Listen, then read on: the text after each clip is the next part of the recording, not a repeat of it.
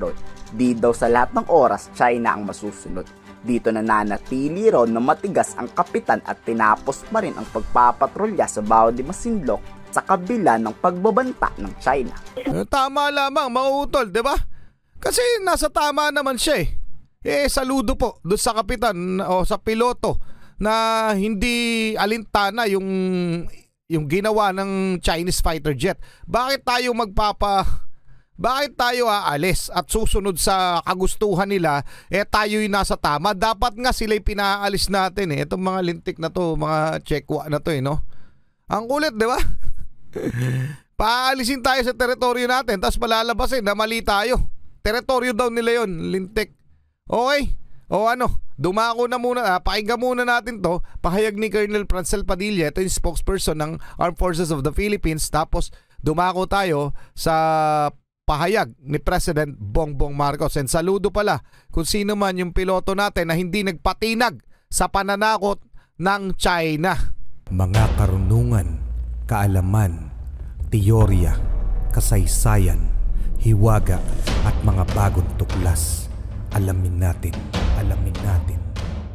Kung maalala ninyo mga utol, kamakailan lamang o mga 3 days ago, etong mga China fighter jets sa ibabaw ng himpapawid ng West Philippine Sea o ng Panatag Shoal ay nagpakawala ng mga flares na siyang nag-endangered ng buhay ng ating Philippine Air Force Patrol Plane. Okay? Ayan o, China fighter jets endanger Philippine Air Force Patrol Plane with risky maneuvers. Okay?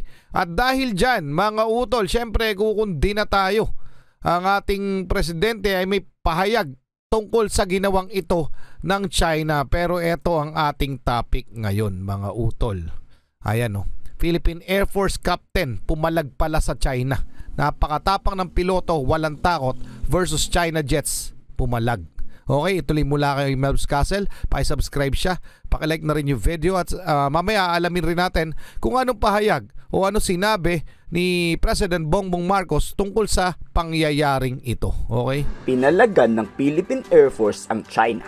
Yan ang lumalabas na totoong nangyari sa baho ni Pacific. Ayan na, mga utol. Sa statement kasing inilabas ng Global Times, isang Chinese-owned media, illegal raw na nag-oobserba ang Philippine Air Force Patrol sa isinasagawang drills ng Chinese military.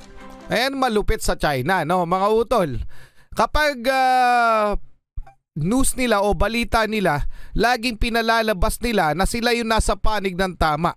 So lagi, okay, ngayon na naman, paulit-ulit lang, illegal na naman tayong nag-entrada di umano sa kanilang airspace. Pero ito po ay nangyari sa ibabaw ng Panatag Shoal. Okay, mga utol, ito po ay under ng ating exclusive economic zone. Okay? So wala silang karapatan dyan. Yan ang pinalalabas nila. Mali na naman natin ng Pilipinas o ng Air Force. Ilang beses na daw tayong winarningan ng PLA Air Force. Pero binaliwala at dinedma raw to ng Philippine Air Force. Kulit no? Bilang tugon raw ng China, itinaboy tayo gamit ang pagpapaputok ng flare. So, basahin natin Troops remain on high alert and are committed to safeguarding national sovereignty and security while also maintaining peace and stability in the South China Sea. Ang kulit, diba? National sovereignty. Ang kanilang soberanya iniingatan daw nila. Na pakiramdam nila kanila yung lugar. Raw ng China, itinaboy tayo gamit ang pagpapaputok ng flare. So lumalabas talagang may pagmatigasan ang kapitan at piloto ng Philippine Air Force. Ayon yan kay spokesperson Francel Padilla. Ma'am, during the incident po, there were 2 radio challenges that were made by the PLA Air Force. And we responded according to our standard operating procedures. So we affirmed that we were conducting a lawful maritime patrol within the Philippine Exclusive Economic Zone, and we are in compliance with international law, including the principles of freedom of navigation and overflight. So ito mga utol, no? Nasa tama tayo. Kahit ano pa natin isipin, kahit ano sabihin nila o palabasin nila sa kanilang sariling media, nasa tama po tayo. Tayo po ay nandun pa rin sa loob ng ating exclusive economic zone. At unang-una, wala tayo sa kanilang mga teritoryo. Sila po yung nasa teritoryo nila, tapos paaalisin tayo. nagkakandak tayo ng patrol, okay, natural na nandun tayo, yung ating Philippine Air Force. Ngayon, nag-radio challenge sila. Ngayon nating umalis, nagpaputok sila ng flare. At sasabihin nila, tayo ay illegal na nagpapalipad sa kanilang jurisdiction o sa kanilang teritoryo. Ganon ang sinasabi o pinalalabas nitong China sa kanilang ginawa. Parang gina-justify nila na tama lamang yung ginawa namin kasi kayo pumasok sa teritoryo namin. Ang labo, di ba? Ang kulit lang rin di ba? And mamaya titingnan natin yung pahayag o papakinggan natin ang pahayag o statement mismo ni President Bongbong Marcos tungkol dito, okay? Ito po yung naging, kumbaga, conversation po doon sa caucus po natin. And Tamang-tama lang na palaganyang mga Chinese. Namumuro na ba't tayo matatakot sa China? Tama. Sakop ng teritoryo ng bansa ang Baho de Masinloc at nagsasagawa lang tayo ng maritime patrol. Di daw sa lahat ng oras China ang masusunod. Dito nananatili raw na matigas ang kapitan at tinapos pa rin ang pagpapatrolya sa Baho de Masinloc sa kabila ng pagbabanta ng China. Tama lamang, mga utol, di ba? Kasi nasa tama naman siya saludo po doon sa kapitan o sa piloto na hindi alintana yung ginawa ng Chinese fighter jet. Bakit tayo aalis at susunod sa kagustuhan nila tayo'y nasa tama? Dapat nga sila'y pinaalis natin itong mga lintik na to, mga Chekwa na to no? Ang kulit, di ba? Paalisin tayo sa teritoryo natin tapos malalabasin na mali tayo. Teritoryo daw nila yon, lintik. Okay? O dumako na muna, pakinggan muna natin to, pahayag ni Colonel Francel Padilla, ito yung spokesperson ng Armed Forces of the Philippines, tapos dumako tayo sa pahayag ni President Bongbong Marcos. And saludo pala kung sino man yung piloto natin na hindi nagpatinag sa pananakot ng China. We conduct standard protocols and nag-respond naman po tayo accordingly.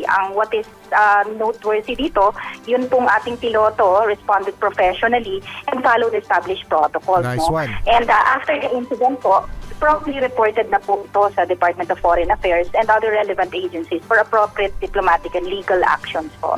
Ayun, at according sa DFA, ulit na naman ang gagawin ng DFA, magpa-file ng diplomatic protest. Yun po yung gagawin na naman. Ano mangyayari dyan? Wala talaga. Walang mangyayari dyan dahil napakatigas ng ulo ng Chinese government. Dumako na tayo sa naging pahayag ni President Bongbong Marcos ukol sa insidenteng ito. Mga utol, pa-comment na lang ang inyong inis. Mariing kinundina ni Pangulong Ferdinand Marcos Jr. ang ginawang pagpapakawala ng flare sa dalawang eroplano ng China sa ruta ng Philippine Air Force sa Baho de Masinloc noong August 8 habang nagsasagawa ng routine maritime patrol sa Scarborough Shoal na malinaw na pasok sa Philippines Exclusive Economic Zone. Pero ang pinalalabas ng China mga utol, nasa tamang lugar sila na parang doon nangyari sa mainland China itong pagpapaputok nila ng flare, di ba? Ganon yung pinalalabas nila. Sa isang pahayag, tinawag ng Pangulo na unjustified, illegal at reckless ang ginawa ng China's People's Liberation Army Air Force sa eroplano ng Pilipinas, lalo't nangyari ito sa loob ng sovereign airspace ng bansa. Naman mga utol, tama naman dyan Nasa panig tayo ng tama pero syempre knowing China, igigiit nila nasa tama sila. At kaya hindi matatapos itong tensyon na yan, hindi matatapos yan hanggat ganyan yung pag-uutak ng mga lintik na Chinese government na yan. Hindi matatapos yung issue na yan, baka lumala lang ng lumala yan mga utol. Pero kaya ako ibinabalita sa inyo, alam ko sawan-sawa na rin kayo para alam rin natin yung nangyayari sa ating kapaligiran at alam natin kung ano yung dapat natin tutukan kesa magbangayan at 'di ba naglalabo-labo na naman ang ating mga namumuno sa bansa dahil malalapit na naman ang eleksyon So choose wisely mga utol. Okay? Tuloy muna natin 'to. Kung talagang matatapa ang Chinese, papasabugan tayo niyan. Totoo. Pero mas matigas ang mukha ng piloto ng PAC. Natuwa naman si Pangulong Bongbong Marcos sa tapang na ipinamalas ng Philippine Air Force. Pero di pa rin katanggap-tanggap ang ginawa ng China. Totoo. Dito kahit ilang beses pa daw tayong pagbantaan, tuloy pa rin raw ang pagpapatrolya at deadmahin nyo yung mga Chinese. Tama. Pero dapat escortan na to ng fighter jet para kung sakali man na manggulo ang China, atakihin nyo agad. Pero pag inatake tayo niyan, iba na mangyayari diyan, mga utol. Yan ang tandaan nyo. The moment na atakihin tayo nito mga Chekwa na to, pero natake na tayo, no? Doon sa barko, yung niramp yung barko natin, binangga.